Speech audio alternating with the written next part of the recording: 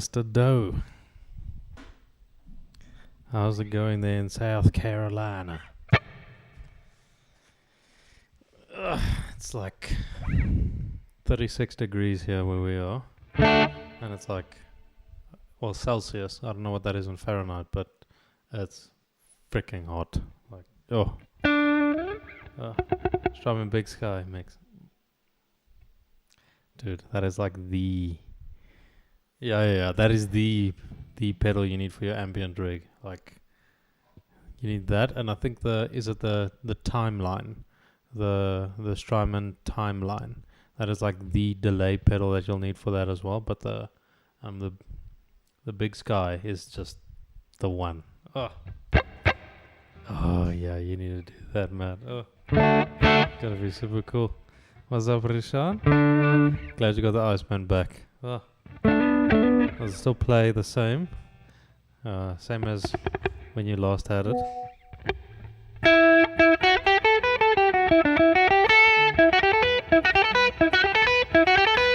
Okay for those two pedals. Yeah, pretty much. They are really freaking expensive. But then again, there's a reason they're so sought after. So, yeah. But luckily you don't have to pay for a license and renew it every year.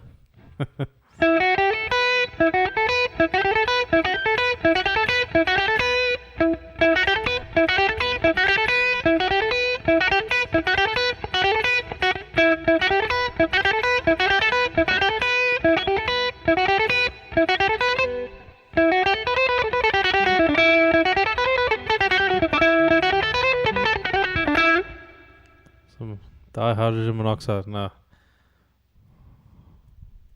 It's just water. Water with some ice. Unless that's the scientific term for iced water. Forgive me. It's been a while. You already have the J Rocket Clockwork. Oh my word. Yeah. Yeah, like, oh man, dude. Oof. Yeah, the timeline just has all those profiles, because I believe it's a convolution sort of style pedal. So it's like it is analog to a certain degree, but it has these snapshots of certain spaces, and it's like, yeah.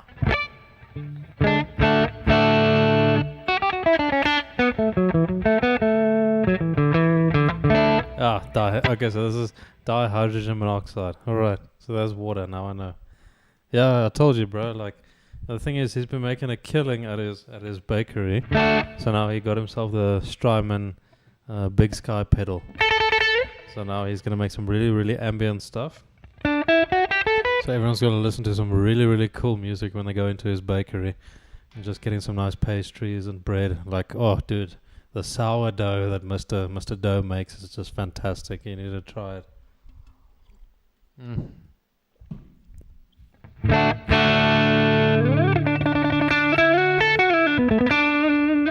Mr. Doe.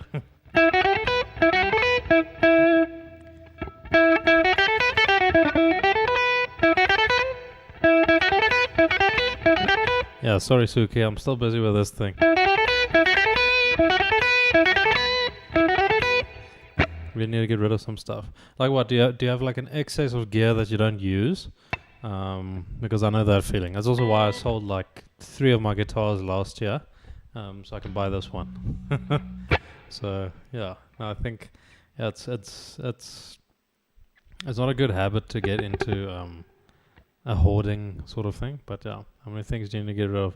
Baker's dozen? I think so, Suki. Like I told him, he just needs to like. There's a lot of stock he needs to get rid of, but you know, he could maybe expand to some sort of delivery system, and then it'll be fine. Have like 30 pedals, few amps and stuff. Yeah, like the problem with that is paradoxically it limits creativity because you have option paralysis. So you have 1,000 options, and as a result you're too scared to make any move, and then you make no moves and you've got nowhere. But limitations and restrictions, funny enough, don't hinder creativity. It's like they sort of boost it, because now you're forced to use what you have. That's it's kind of like the thing that you see a lot in business as well, where when people get too much funding for something, you see innovation die, because now they just outsource things. They can just you can afford to like just outsource everything and make plans and stuff. But if you're on tight budget and stuff and you have to make something work, you get very creative and very innovative. So there is a balance between the two. Like you want enough to be enabling for you to be innovative, but I mean you can't exactly be creative with nothing in your hands. I suppose there is someone, but sure. 30 pedals. Too many cooks spoil the pastry. Yes, 100%, bro. Yeah, you can't have so many people trying to mess with Mr. Doe's secret recipe. Otherwise, yeah. So you need to sort of make sure that the secret formula just stays by Mr. Doe.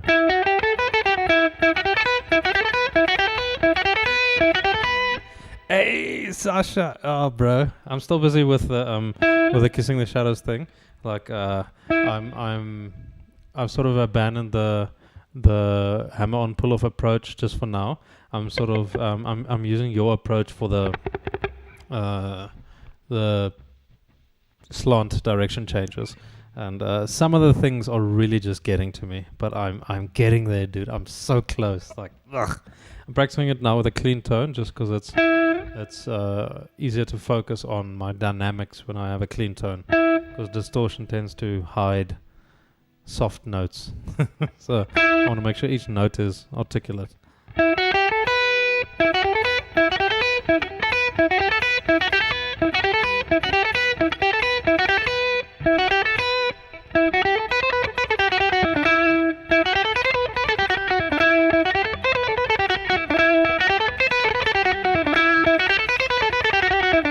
I'm playing like an acoustic player right now, but it's fine. Digging in super hard just to make sure stuff rings out.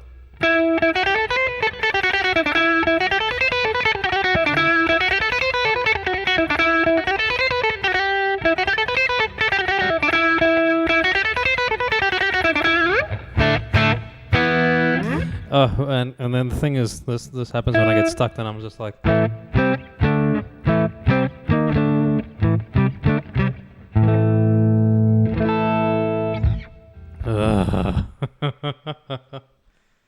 Oh gosh, yeah. So what notes do I target when soloing, and what's an effective way to learn the modes? So those are very, very broad questions. Let me just take the first one. So what notes do I target when soloing? So the most important thing when it comes to soloing and phrasing and stuff, when you're thinking of note choices, is context. For instance, if I'm playing a G major chord, I'm going to want to spend the majority of my time on one of these 3 notes. Technically, when we have this chord now, I'm playing playing 6 notes in total, but there's only really 3 notes that make up this formula for this chord. It's just G, B, and D. So when I'm soloing, I will want to spend the majority of the time on one of those 3 notes. I can use other notes in the scale as sort of intermediary notes to one of those, sort of like a stepping stone. And then if you want to be really, really creative, but you have to be confident. Confidence is with this thing. Then you can use some of the outside notes, the chromatic notes that are not in the key. So right now, so I'm in the key of G. So I want to spend most of my time on either this note, that note, or that note. Yeah. So root 3rd or 5th. This is a major chord. So root 2, 3, 4, 5. So I want to spend the majority of my time on this one, that one, or that one. So I'll be playing melody.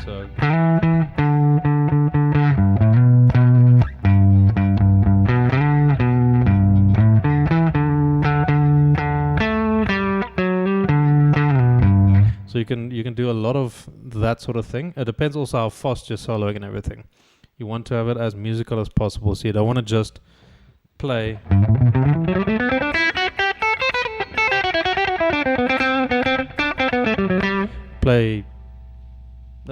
scales the whole time.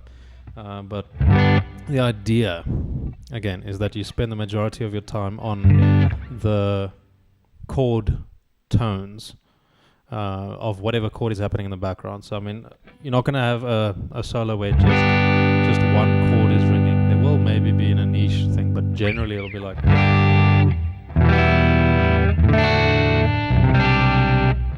So it'll be moving and stuff. So now you need to develop your ear to hear where these notes are, because you can, I guess, extrapolate the chords into a sort of solo position. So now I played G, so you can go. So I know those are the chords. If I had to play them in a higher register, and then sort of amongst the changes, I can sort of lead into the next one. So I can go like.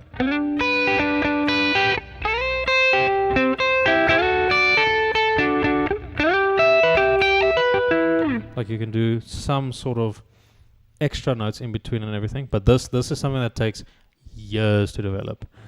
The absolute best way to practice this is learning solos. Learn what other guys have done, and you will subconsciously develop the habits that make great solos. That is the most effective way that I have seen, and all my teachers and all my students have demonstrated. Like, this is the way. Learn as many solos or melodies or something as possible, because there's a reason those notes were chosen and they sound great in certain contexts. So learn as many solos as possible, learn as many riffs as possible. You can deconstruct them to understand the why of why these notes or these phrases sound so good within that context. That will come later. You won't really care about the answers. Like right now I said, spend time on the root 3rd, 5th. But you might not give a crap right now about that. Like you just wanted to sound good. Exactly. So learn the solos and stuff. Deconstruct later. Cool. Modes. Modes are again something that's so incredibly misunderstood because it's taught very, very incorrectly. And the thing is, a mode pretty much just has a distinct sound, again, in relation to a specific context. Modes developed, I think, about 2,000 years ago with the ancient Greeks, when they were just sort of singing. Everything was choral music. So, like, everything was just sort of vocalized, choirs and everything. And then once you started notating music, then the structure of your scale would be a certain way, and some people substitute in certain notes. All that aside, this is what the modes sound like. So let's say I'm going to drone a D so that you can just hear the context, because that's the most important part. You won't be able to hear the sound of the mode without the context. So this is the major mode, the Ionian mode.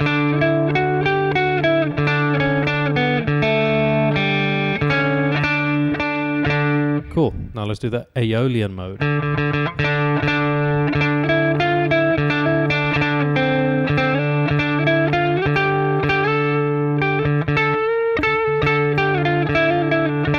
So that's the minor mode.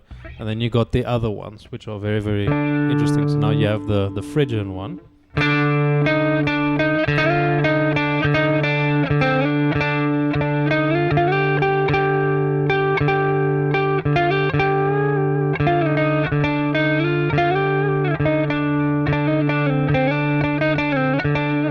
So that sounds a lot more dark, a lot more like cool. You'll see a lot of metal is written with the Phrygian mode as the contextual or the contextualizing tonal center. Like it'll be that sort of thing. Then you have the other modes, the Lydian, the Dorian, the Mixolydian, and the Locrian. The Locrian you won't really use that much, but again, this approach of trying to deconstruct and understand how to learn the modes and stuff is very, very much something that is better done after the fact than before. Once you've learned a bunch of things, a bunch of songs that use these various modes, then they'll make a lot more sense to you. There'll be a little bit more substance that you can cling to, that you can use in your own playing. For instance, the Phrygian mode that I played. If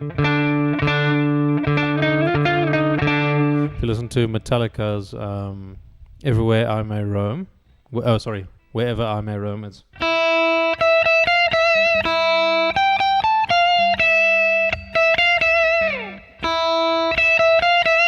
like it has that distinct sound. And then the majority of metal stuff will have either that sound or the minor scale. Pop stuff will, for the most part, have the major scale or the minor scale. Like all these things are just, I guess, ways of communicating certain textures and tones. But as Mr. Doe has now said, like theory and arrangement are important, but without proper phrasing, feeling, and technique, you'll sound dull and robotic. That is probably the most profound statement that you can take to heart, because that is absolutely true. I spent years trying to figure out the modes, trying to figure out how to play them before actually learning any songs that use them properly. And before I could actually play decent, because I saw modes as my key to fusion and jazz guitar. Sure, it is the key to it for improvisation and stuff. But how many jazz songs could I play before I tried learning the modes? 2. I could only play Autumn Leaves and Spain by Chick Corea. Those are the only 2 jazz songs that I could play when I went through this deep dive for like modal harmony and all these things. And I needed a lot more harmony under my belt in order to dive into modes and everything. I thought like, okay, if I just learn the modes and everything and I learn the boxes of the modes. Learning the boxes of the modes is it's good for one thing. Visualizing the fretboard, not for improvising really. It's a very disconnected way of learning the sound of the modes, because you can play cool, next one, cool, next one, next one, next one. Okay, now play that in a solo. Exactly. Like it's just it's you learning these ideas and structures in isolation without any contextual reference to cling to. So it's very much a bit of a I think it's exactly putting the cart before the horse. So definitely learn as many songs as you can. Learn find some players that you really, really enjoy. Some specific guitarists. Like there's an overflow of them. Like if you want to get into jazz fusion and that sort of thing, Tom Quayle, Martin Miller, even Guthrie Govan, like there's so many phenomenal players, and just learn some of their tendencies, learn some of their riffs. You'll start noticing patterns, and then you can figure out, why do these patterns exist? Why do they tend to gravitate towards certain note choices, certain rhythmic devices? And then it'll make sense. It's really the approach that has worked for me and worked for so many people. Paul Gilbert is just fantastic. Like he also did the pentatonic chicas.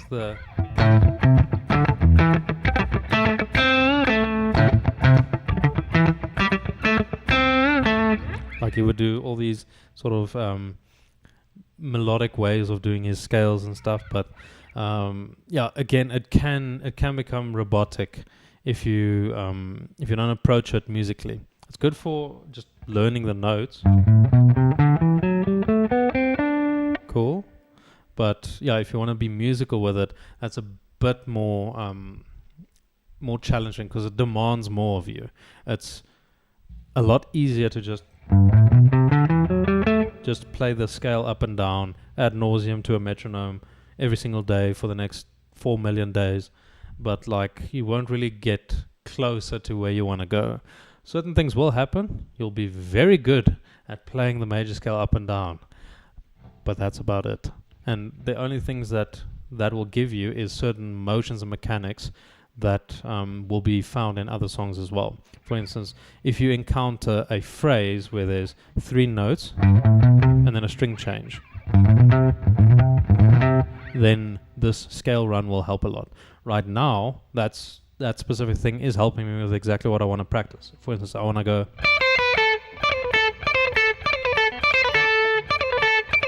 because I'm encountering something like that, like a for instance.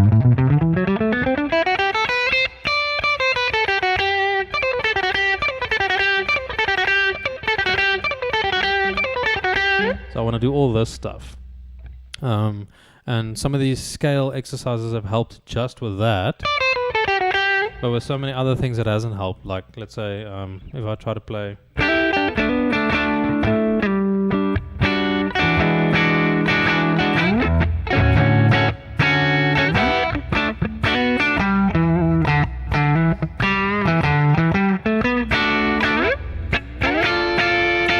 like all these extra things, like the might just give me a reference or something. Like it'll be so weird to use it in a musical context. You'll use a scale run in some songs, but it'll be for like maybe 1 bar of a solo, and a solo is maybe 4 to 16 bars of an entire song, which is mostly over 100 bars. So it's like, are you going to spend so much time perfecting the technique for this fraction and disregard the rest? Or what is the actual goal that you're trying to achieve? If speed is the goal you're trying to achieve, that's a totally different story. But if harmony and improvisation is what you're trying to achieve, definitely focus more on the holistic part of the song. Mostly like 1980s glam metal and thrash metal. Yeah.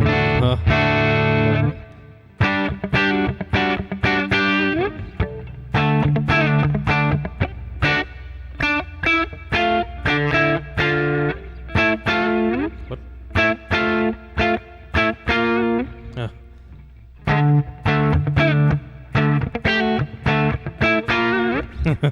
Thinking about that riff again, Mr. Doe. As a drummer, you've never been asked to play rudiments, but you use them all the time in various ways while playing. Application and placement. That is absolutely right. You need to listen to Mr. Doe. Mr. Doe has, like, he's spitting a lot of wisdom here. You memorized all the notes on the fretboard. Do a 5-minute fretboard note exercise. That'll learn from YouTube. Cool. Yeah. Like, the thing is that helps quite a bit. But I'm not sure which exact thing you had to look at, but there's multiple ways to sort of memorize the notes on the fretboard. The most effective way is to understand how octaves work. Octaves are the thing that's going to give you the entire, like, it's going to remove all the fog of war on the map, like literally. It's like a cheat code. If you understand how octaves work between the strings, how octaves work vertically and horizontally. For instance, everything from the 12th fret on is a copy paste of what happens from 0 to 12. Everything. So this note is the same as that note. This note, same as that one. So technically, I can take my scissors and I can just cut this neck in half, and I don't have to worry about this because I know exactly, I know what these notes are, so I know what these are. Cool. And then I don't have to know what every single note on the fretboard is. Let me just learn what the dotted notes are, because I know what'll come after a specific note, because I know what the alphabet is. Like, I know this is a G, G flat, it's to the left of it, or G sharp, it's to the right of it. Sweet. I learned that on the E and the A strings. Cool. There's another E string. So since I've already learned the notes on this string, I don't have to learn it here as well. Same note. Same notes. So I can take my scissors, cut off that high E string, because I already know all the notes there. And then, the way octaves work, every note on the E string is a note on the D string, 2 frets up. So now I don't have to learn anything on the D string because I know what is on the E string. Cool. Same with the A string. I learned what the notes are on the A string, and every note that is on the A string is a note on the G string, 2 frets up. Amazing. Okay, and because I now, by extension, know the D string, I know the B string as well, because every note on the D string is a note on the B string, 3 frets up. This is an exception. Same note. So you can use procedural learning. That's the name for this. Procedural learning is the best way to memorize these. I think it's 150 notes or 144 notes on the fretboard or whatever it is. You can use procedural learning. So technically, all I have to know is the notes of the open strings and the dotted notes on the E and the A strings, and then I can figure out everything from there. So I think I only need to know about 14 notes, if I'm correct, out of 150. So this is just amazing. Check it out. So Rat, Doctor, Motley Crue, Megadeth, Metallica, Testament. Oh man, I need to get a heavier tone now for that specifically. Let me check. I'm not sure if this is a bit soft. Let me get my Barstool, my faithful Barstool Warrior tone.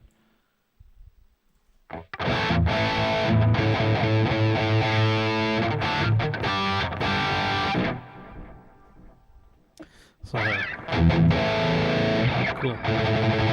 Yeah, Dream Theater. Oh, dude, freaking Dream Theater is so good. Metallica just.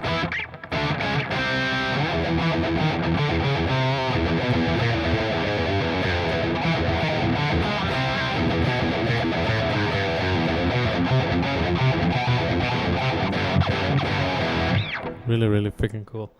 And Steve Vai is one of the... Dude, yeah, Steve Vai, yes. He's such a brilliant musician when it comes to just the guitar and everything. He's such a brilliant musician. Him and Paul Gilbert are like, in my head, twins. Like, I just think about them in that way.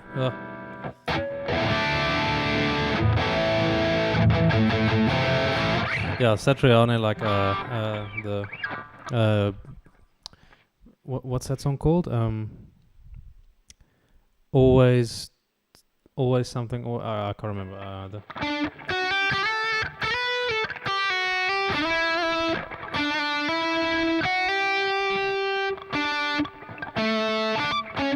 What?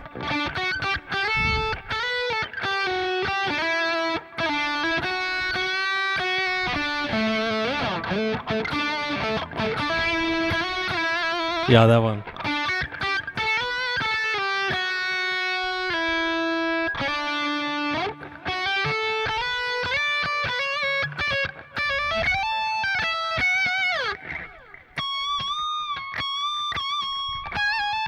Something like that. Such a beautiful song. And then Surfing with the Alien though.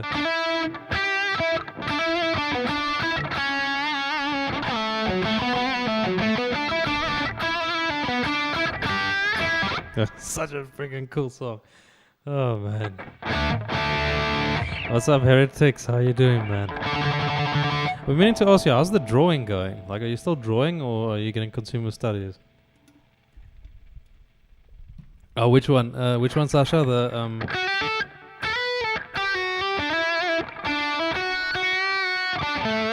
or the Surfing with the Alien one? Dude, it's such a cool song, and the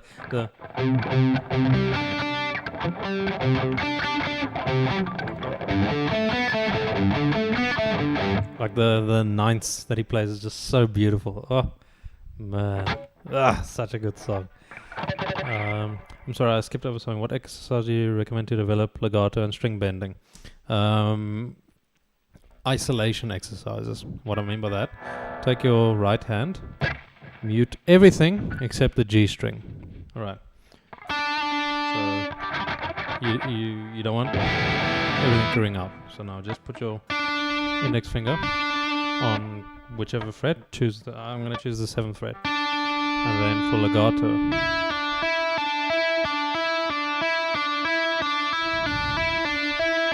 We call these trolls. So you're just doing hammer on and pull off. So right now you need to develop the dexterity in order to execute these motions.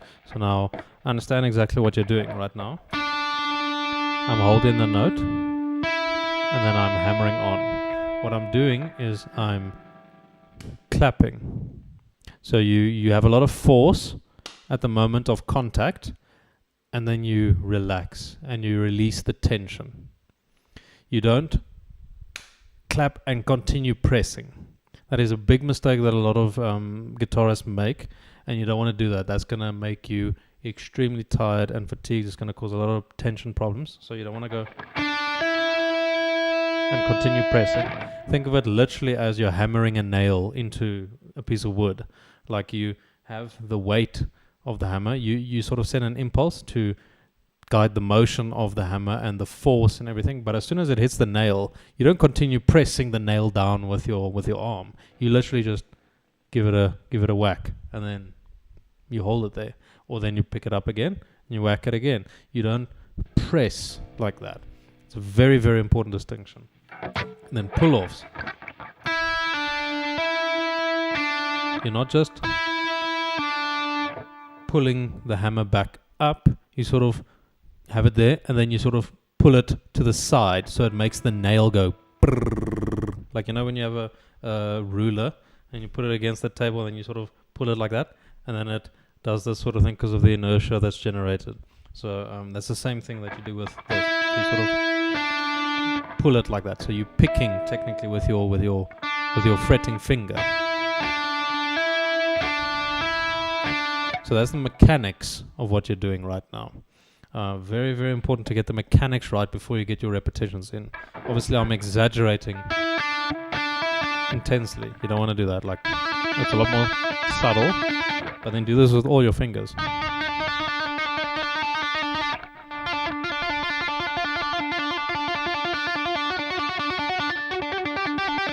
And then start combining the fingers.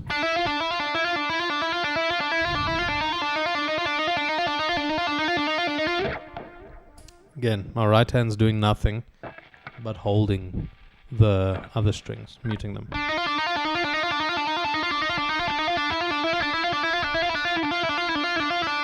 So you practice that stuff in a bunch of different ways. Very, very useful. Because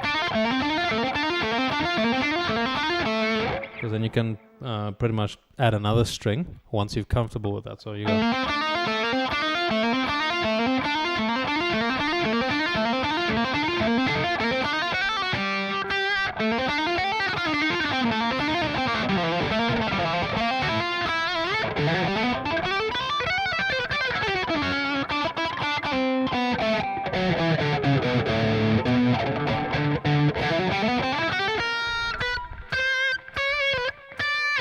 So legato is a very, very powerful technique. We say legato as hammer-ons and pull-offs.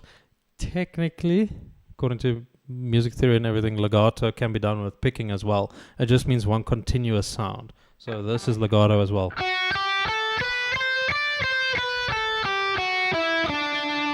That's also legato, according to music theory. This will not be legato. That's staccato. And the same can be done with your hammer-ons and pull-offs.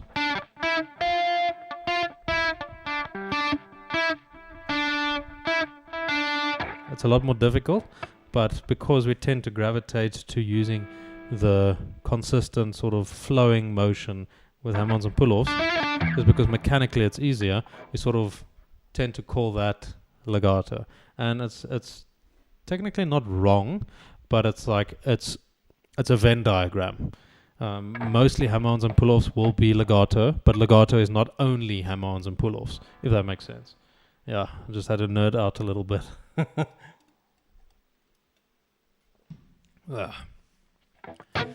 And then for bending you'll have to develop your ear, because that's very, very important. Because you don't wanna bend too sharp or too flat. So again, same idea. Take your index finger, put on the B string 7th fret. Your ring finger, put on the 9th fret of the G string. Okay, you're just going to be playing these two notes. So take your thumb, make sure you keep the lower strings quiet, and take your middle finger or your index finger or whatever and wrap it around the E string, the high E string, so that when you pick, it's just going to be like that. You're not going to have, don't want that like that. We just want the G and the B strings to ring out. So you have those two ring out. And then what you're going to do is you're going to take this note, the G string. You're going to put the middle finger behind the ring finger on the 8th fret. And you're going to use that to push up the string. And the distance that you're going to push it up will be to this note. And the reason we play these notes together is you'll know how close you are to being correct. For instance, if I play them together, you see there's this frequency fight between these notes, and there's this brrrr sort of sound. And then the closer the notes get to each other, the longer the distance or the time between each, like the drrrr, you'll hear now.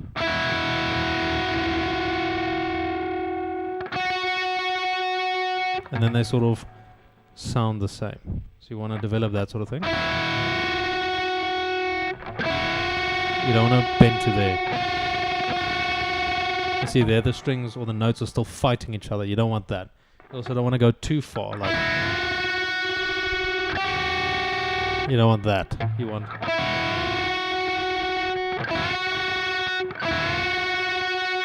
So it's a lot of your ear. You have to listen to the notes that you're playing right now. Excuse me. Essentially what you're doing is you're taking this note, increasing the tension on the string so that it sounds like this note. You can do that to the note straight above it.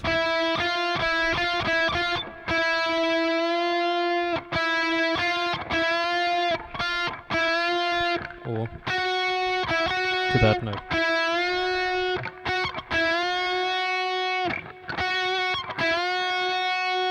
Or even that one.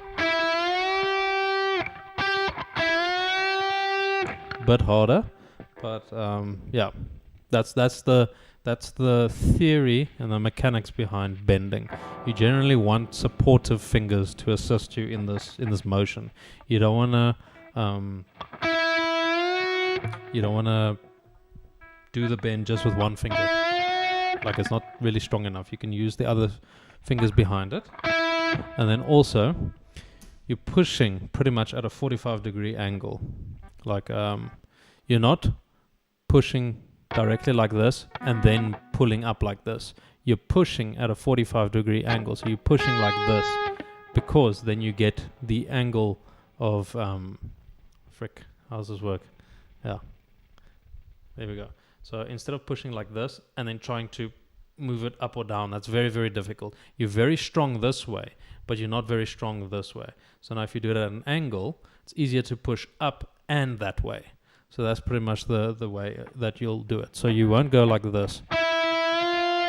Like that's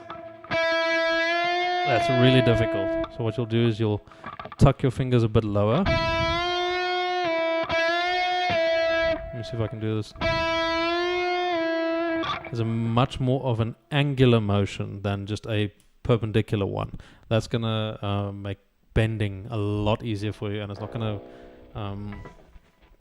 cause nearly as many problems when it comes to tension. So yeah, learning the whole Blackbird song. Okay, very important question. Blackbird by the Beatles or by Alter Bridge?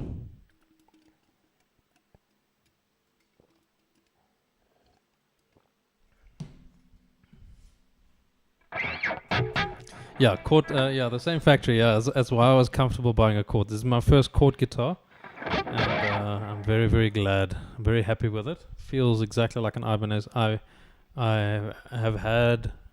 still have a couple of Ibanezes, Pure Airs. I really wanted a Schecter as well, because that's also made there. Some of the Jackson stuff might also be made in that factory in Indonesia. But yeah, like this one came from the same factory as the Ibanez Prestige model, so I'm very, very happy. This is such a great guitar.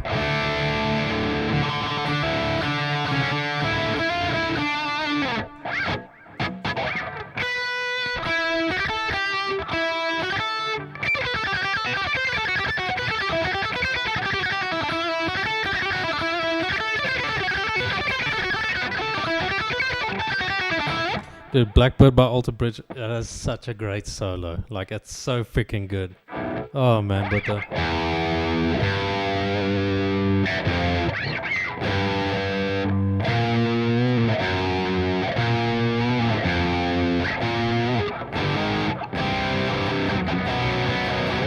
I have no freaking idea how to play it. I need to learn that as well. I was checking out Floods by Pantera as well. I went down, I think it was yesterday, dude. I went through a massive Pantera sort of spree, and I was just like, dude, this stuff is so cool. Floods is such a great song, and the solo, I'm gonna learn that as well. But like the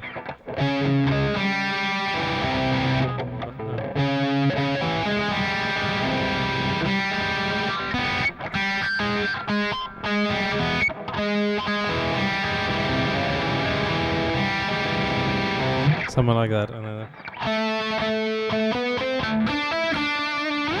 that solo is just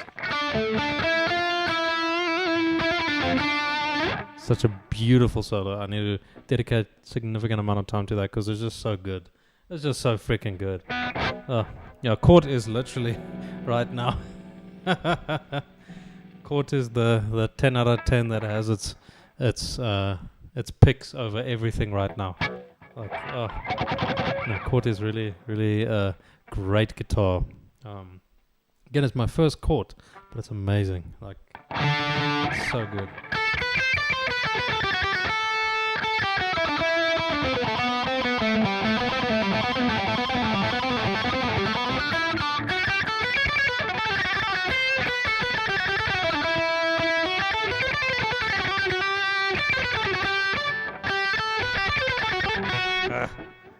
Oh.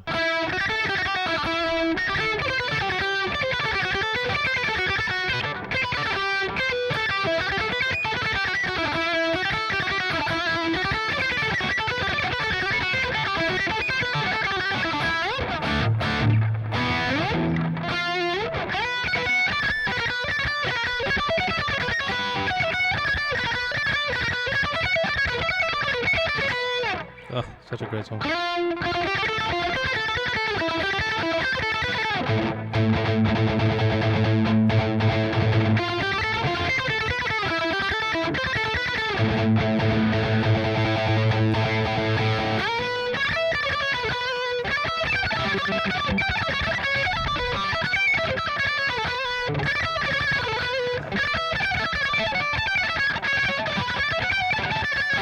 Ugh, that's disgusting.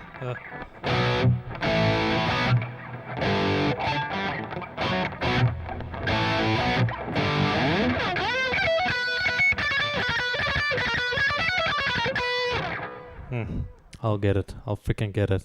I'll get it, dude. I'll get it. Thank you, Sasha. We'll freaking get this, dude. We are so close. Oh man, this damn riff, dude. Oh, we'll get it, man. We'll get it. Fates Warning Symphony X. Oh, dude. Oh my word. Symphony X. What is it? Is it Michael Romero or something? It's just. He's so good. He's so freaking good, man. Oh, man. Cort Guitar Bloodlines. Oh, that's... Dude.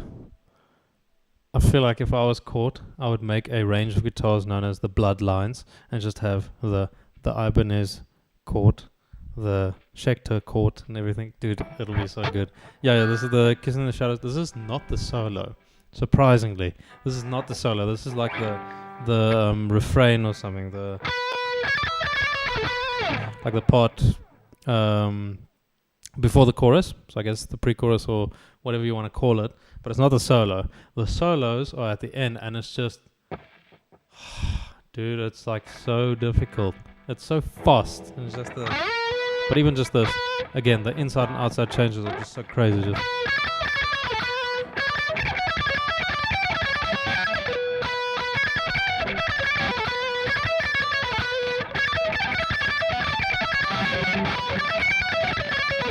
yes, Sasha again. This freaking G string is messing with me, dude. Like,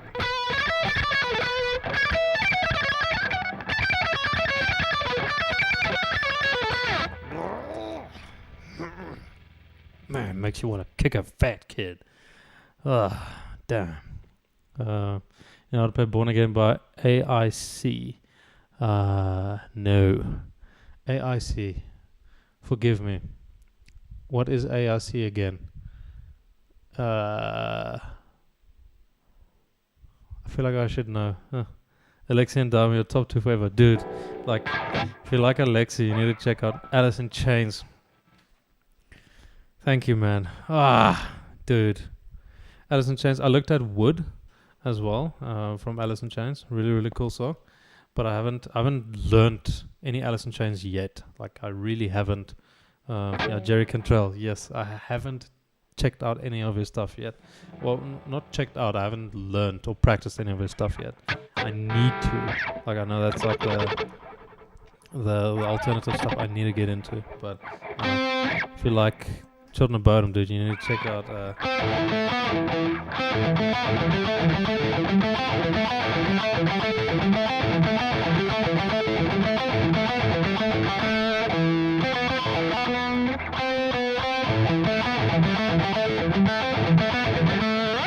It's just a downfall thing. And then Sasha sent me a video where he's playing the solo to this, and I'm just like, frick, dude, I'm so jelly.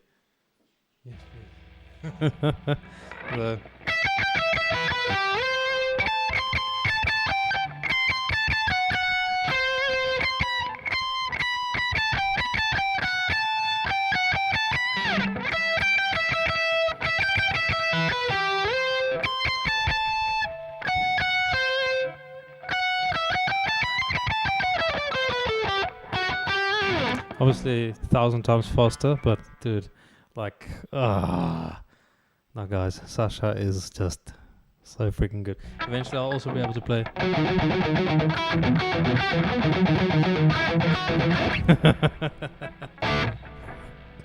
Oh man. And the Ancient Covenant. Dude, like you've managed to play these things that I've been wanting to play for years. But then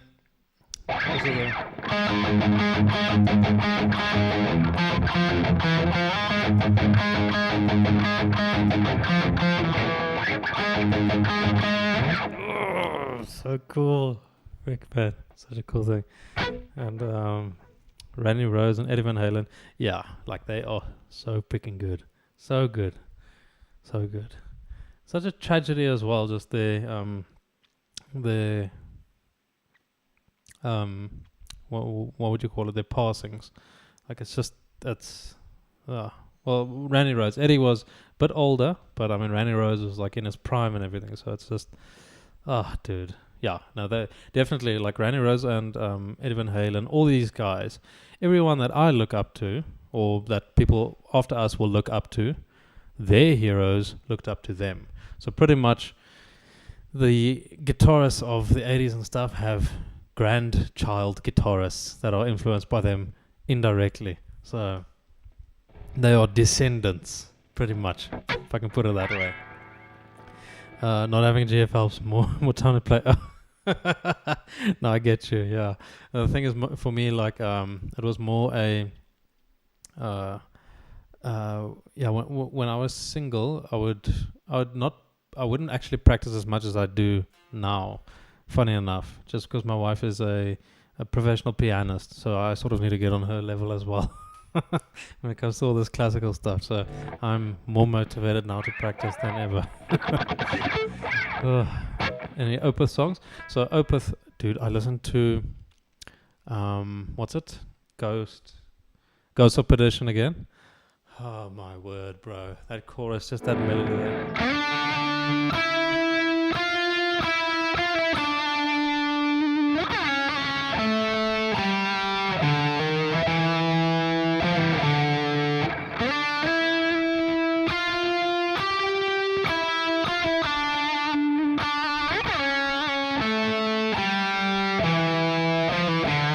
That melody is just, oh, dude, that is one of the most beautiful melodies, like, ever. And I heard that for the first time last year after you recommended them to me, and I was on a work trip to a place that's like 8 hours away from my hometown, and it was like a long ass trip. And then I remember I had to pour in petrol at the one station, and then the Opeth shuffle. Like I was listening to the entirety of Blackwater Park, the Ghosts Reveries, or whatever it's called, and that stuff, and then like Ghost of Perdition came on, and I was like, it was like such a powerful song, like Michael Ackerfeld's voice, just like it's so cool. And then it just goes quiet, the acoustic sort of thing comes in, and then it's just like gently doing this vocal melody stuff, and then that melody comes in there.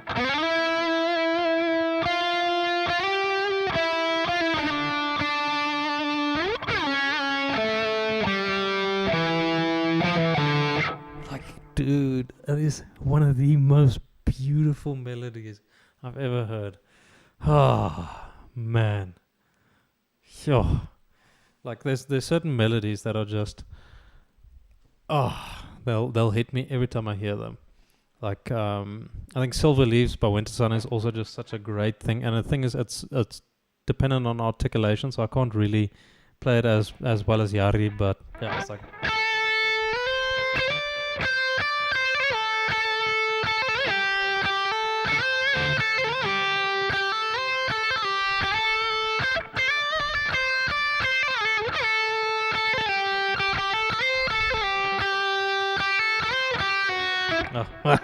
Already, forgive me, Yari. I butchered that. Forgive me, but dude, that melody as well. It's just, it's so freaking good. Oh my word. Yeah, I really did win in life, man. Now I feel like a billionaire. Like I have my hands and my body in good condition, and I have a wonderful wife who's musical. So no, I've really won. I'm in the end game right now, boys. I've made it. So it goes to position. Rammstein, I have not learned Rammstein yet. That is also on the list for this year. You have no idea how much this list is growing. Like I update it on my phone the whole time, and it's just like every time all these things that I should know by now, I do not know yet. I spoke to Sasha as well about it. Like it's freaking like Sasha's repertoire is massive, dude. It's like large, but spelled Lardge. It's freaking large, and I need to get on that level. I need to have all these songs, and be capable of playing them on demand. It's like, oh, thank you, my darling, my wife. Thank you, Felipe. Speaking of my wife, my darling, now she brought me some tea now and a croissant. So yeah.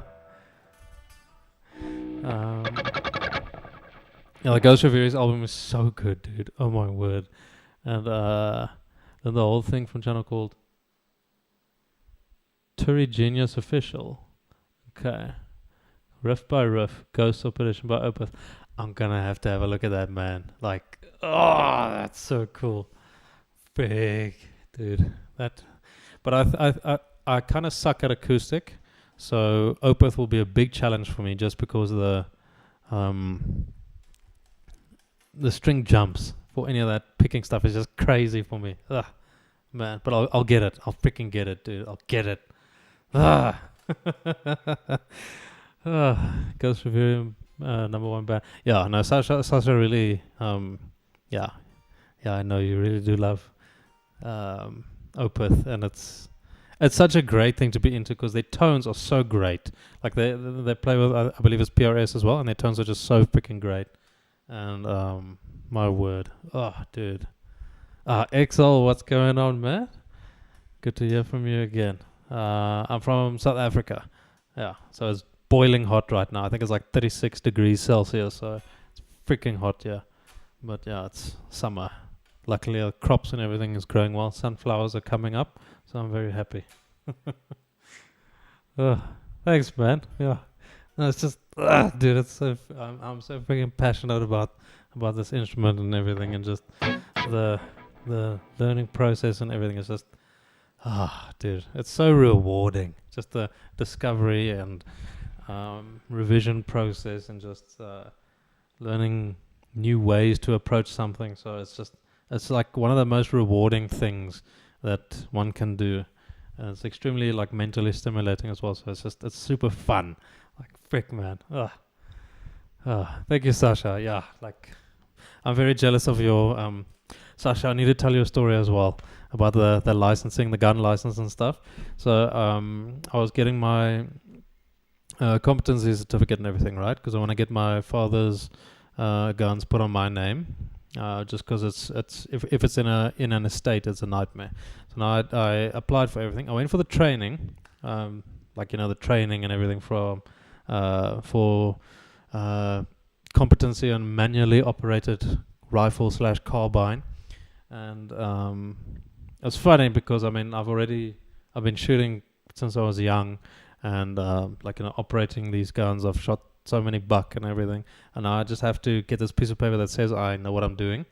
So now I took this piece of paper, or I did the test years ago, and then I took it to the police station. Our police station is very, very slow, so it's like the whole clearance check and everything. Now I get to the police station, I think it was yesterday or the day before. I think it was yesterday. I'm like, all right, I'm here to pick up my competency. And then it's like, all right, so we see here, okay, see you have achieved competency in the operation of handguns. I'm like, no, I haven't. And they're like, this is what the system says. I'm like, well, I didn't go for training for handguns. I didn't go for training for that. I did not write the law test on that. I did not do the practicals or anything like that. And they're like, okay, but the thing is, the system says you can legally own a handgun. I'm like, what? Like, what the frick, dude? So now technically, according to the South African police force, I am allowed to purchase and possess a handgun, but not yet a rifle, even though that is the one I did the test on and the practical and everything. I'm just like, how did any of these people miss it? Like, it's so freaking stupid. Oh my word. Like, dude, yeah, so now I have to wait another 2 months, and which sucks because now I need to wait another 2 months for the rifle competency, and then another 3 months to get my father's hunting rifle on my name. So I think I might miss the hunting season. I might not be able to go by myself this hunting season, but next year definitely. But like, we go every year as a family, so I'm gonna go with my dad again this year. It's gonna be really fun. Gonna get some nice meat for the winter. Yeah, simply hell yeah, brother! You can hear the bald eagles in the distance. Conceal handgun carry license. No, so I'm not getting a like our laws in South Africa are very, very weird. But like a handgun, I don't really have a need for a handgun or something. Like it's I don't really have a need at this moment. Plus, you can only have 4 firearms on your name unless you then register with a specific union, and then you have to provide proof that you're a sport shooter or a dedicated hunter. That's the name for it. And it's like, I am technically, but like not formally, you know? When we go hunting every year, we shoot a bunch of stuff. We slaughter everything ourselves. Like we literally from the field, like we are there and we find the buck, the specific type of species we want. We take it out, and then we'll have our knives with it. We'll field dress them right there, carry them back to camp, take off the skin, take off the legs, everything, and then process the meat ourselves. If we want to make wors. What is wors? Like what is that in? Like sausage.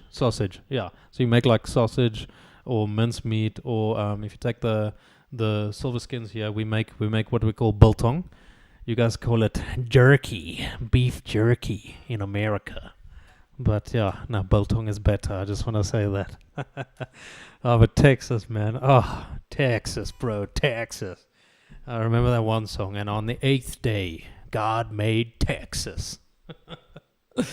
Oh, dude. Like, I think if I lived in America, I would be somewhere in the South, just because they're a lot like South Africans. Every person from like the southern sort of parts of America are very much like the Vrystaters here in South Africa. So yeah, here in Texas you can get it, but if you don't have a felony, like, dude, that would make freaking sense.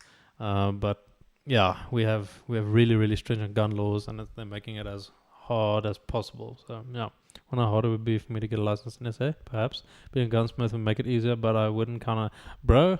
Let me tell you now, they're not gonna care that you're a gunsmith. There's a long drawn out bureaucratic process that just won't allow it, man. So unfortunately not. It'll take a bit of time, but like, yeah, but I think if you just if you start going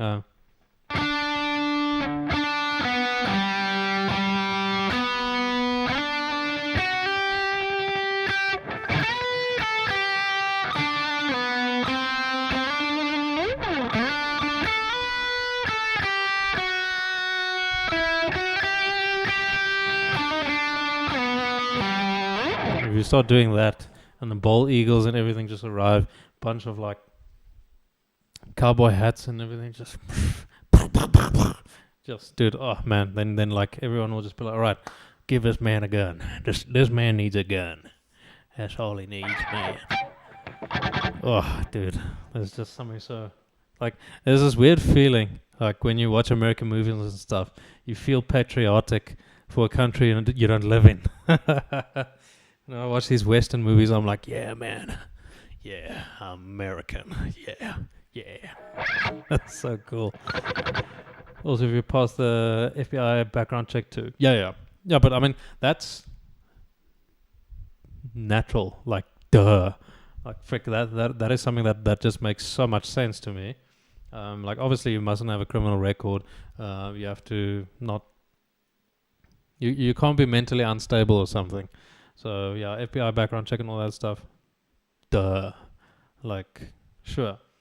But in South Africa, we have so much. Like, the process for licensing and everything is just insane. For instance, if I was declared competent, I'm not a felon or anything in South Africa right now, and I were to go to the gun shop and purchase something, they will keep it there. I can purchase it, but I cannot take it from the store yet. I have to then, after purchasing, take it to the police station, apply for licensing, and that process takes at least 3 months. It is such a process. Ugh. And if the firearm is at the store for longer than a year, you have to pay for storage fees. Dude, it's like freaking hell. Oh, man. Good afternoon, man. I think about Les Paul. Can we play comfortable? Just looking for a new guitar. Les Pauls are beautiful. Les Pauls are freaking beautiful. Like, Slash is the reason I started playing guitar. So now I have owned 2 Les Paul shaped guitars. I have 1 left, and it's perfect. Yeah, it's really, really fun. Plus, you feel like Slash, so definitely go for it. It actually makes you play better. Yeah. Like suddenly things are just better. Oh man, I think Americans are still so dumb for not being fooled into giving up their guns like Europeans. Oh, for now, dude. Like, oh man, America's got a lot of Karens that are gonna cause problems. Oh yeah, no, but I don't think America should ever surrender their Second Amendment rights. Yeah, but politics is a real freaking issue. Yeah, I'm just glad I'm not in America right now. You guys are going through the most. Oh, good luck, man. But yeah, arm yourself. Practice once a month at the gun range for some shooting practice proficiency. Amazing. Yeah, that's very good. Like, it's also just good to familiarize yourself and really grasp the general safety laws of, or not the safety etiquette and protocol of handling a firearm. You don't want to exactly just do things however you want. Like, there's certain things that are just rules. You never point a firearm at another person ever. I don't care if the magazine is out. I don't care if it's uncocked or anything. You never point it at someone. You treat a firearm as always loaded. That is the most fundamental thing that people need to understand. Like, it's such a freaking problem. My parents were so strict about this, even with toy guns. Like, you know, like a fake toy gun or something. I was not even allowed to do that with my brother because it's such a cultural thing for our family and like South Africa, or at least our tribe. It's like, you don't point a firearm at another person, even if you can confirm it's unloaded. It's just the always loaded rule. It's just a basic thing. But yeah, you got that right about Karens. We have to protect the U.S. Constitution and Bill of Rights. Hell yeah, brother. Hell yeah. Dude. Oh, I feel so American. Yeah. But you know, people say it's really heavy and unbalanced. It can be. Let's put it as the most balanced guitar I've ever played. The bridge also feels so nice and competitive to Strats. I agree with Sasha 100%. I'll much rather play on a Les Paul than a Strat. It's more comfortable for me as well. Like, it is a little bit heavier, but I mean, you can sit. But yeah, now Les Paul is more comfortable to play for me. Like, the neck profile and just the body and everything, it's just more comfortable than a Strat for me. So yeah, dude, I don't think you're going to make a mistake with a Les Paul shape. Unless it's a Gibson Les Paul post 2019. I think just be a little bit careful with that, because then there was a lot of infiltration with the Chipsons being sold as USA made ones. So be a little bit cautious with that. But if you can get something older than 2010, by all means, go for it. Universal gun rules. Yeah. Oh man. Yeah, but it's funny because in America you have your Karens, but you also have I don't know what the male version is of it. Maybe Darrens. You have your Darrens. But like, these soy people that don't have any grasp about a firearm. They don't understand how it works. They don't understand anything about like gun safety or anything. Everything to them is an AR-15. Everything is an AR-15, and I'm like, dude. Ugh. And an AR-15 has the capability of an AK-47, and like, it's just, dude, there's just so much ignorance when it comes to like, I guess, activism and everything. People have a talking point and they just sort of run with it. They don't really understand anything about what they're talking about. It's just sort of a thing that you go for. But yeah. Well, pros and cons of PRS compared to your Superstrat Cort. So the PRS, well, PRS, they're fundamentally different specs. Like the PRS that I had was a Zach Myers SE. It was beautiful Les Paul shape. Beautiful wood, like it looks gorgeous. Just a few things with it.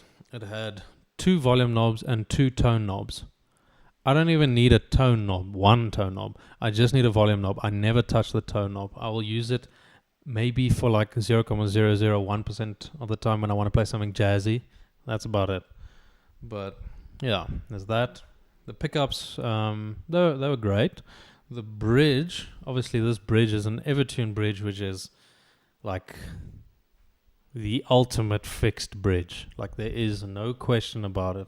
If you want a really, really good fixed bridge that maintains its tuning, and you can want to customize the break-off regions for when vibrato and bending kicks in for stability, Evertune bridge, amazing. Oh my word, no, it's perfection. But like, if I were to buy the PRS equivalent at the price point of this guitar, I doubt there'll be much of a difference. Like they'll be pretty much the same guitar because they're made in the same factory. It's the same with the Ibanez Prestige. If I buy Ibanez Prestige, it'll be exactly like this pretty much. Like there's only so much customizability that you can have.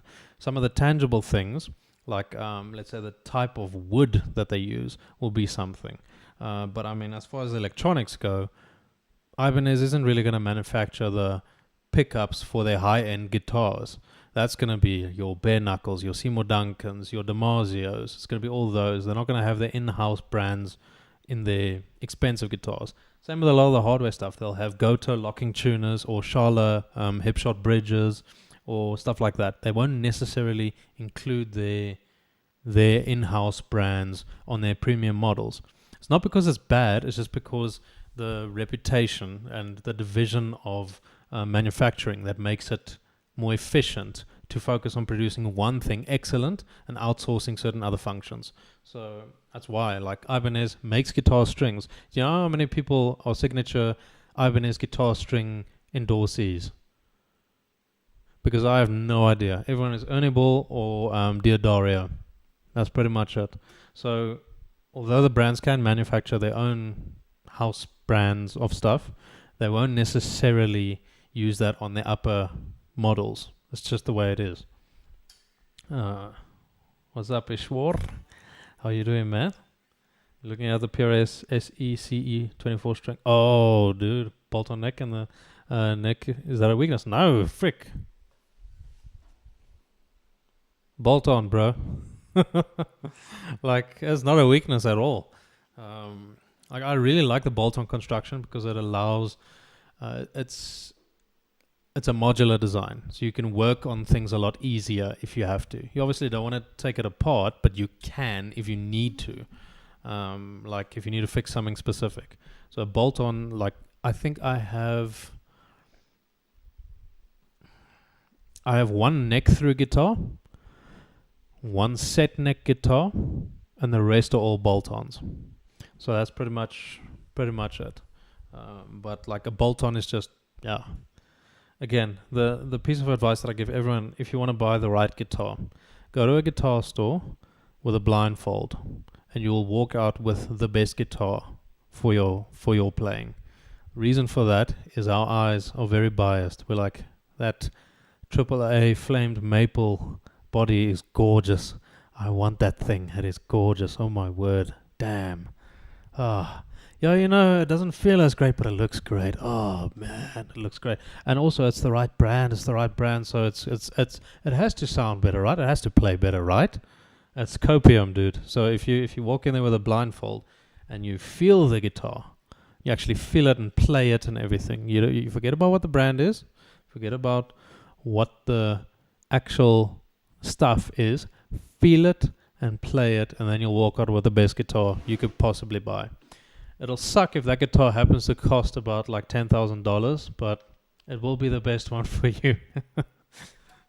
PRS. Bolt on because most PRS are neck through. Really? I thought PRSs are more set neck, like the glued in neck joint. I haven't really, I haven't seen a, I'm really wondering now. I don't know if I'm being gaslit or, yeah, but I don't really remember. But yeah, like, PRS is phenomenal. Again, just play it, grab it, like, enjoy it, and then you'll know if it's the right guitar or not. Set neck. Okay, yeah. No, I thought now, damn. Thought I was completely wrong. Yeah. No, it's set neck. I don't know what the difference will be. Like, I don't know. I strongly doubt there's a tonal difference. I don't know how much of a sustained difference there will be. I have no idea. I don't know what kind of a strength difference there'll be. No idea. But yeah, that's pretty much my thing. I do think a bolt-on is stronger than glue, just because it makes a bit more sense to me. Like, you have the nails in the wood counterbalancing the tension of the strings and everything, instead of glue. But I mean, it's very strong glue, sure. But I mean, yeah, I don't know. But hey, if it's good enough for Duesenberg, it's good enough for PRS, it's good enough for anyone. So yeah. But yeah, I'm gonna have my tea now and my croissant. So yeah, no, thank you everyone for joining. Got a bit carried away, but yeah, no, it's awesome just sharing this gift of music and learning with everyone. So yeah, thank you all for joining. I'll see you in the next one.